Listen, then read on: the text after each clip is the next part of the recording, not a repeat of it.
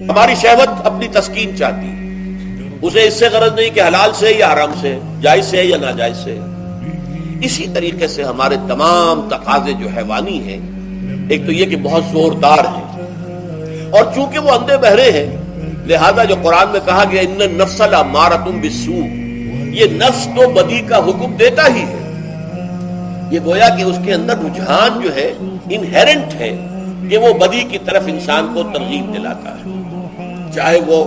اپنی ضروریات سے متعلق ہو، چاہے چٹخاروں سے متعلق ہو، چاہے جو بھی لذت اسے درکار ہے اس سے متعلق ہو، چاہے وہ جنسی لذت ہے اور چاہے وہ طعام کی، یعنی جسے ہم کہتے ہیں کہ انسان جو ہے وہ اپنے پیٹ اور فرج کا غلام بن کر رہ جائے، اس لیے کہ جو تقاضا بھی آیا ہے وہ پورا کر رہا ہے۔ یہ جو کیفیت انسان کی ہے، اس کے لیے ایک مشق جو ہے وہ روزہ فراہم کرتا ہے۔ روزے کے آپ نے 12، 13، 14 گھنٹے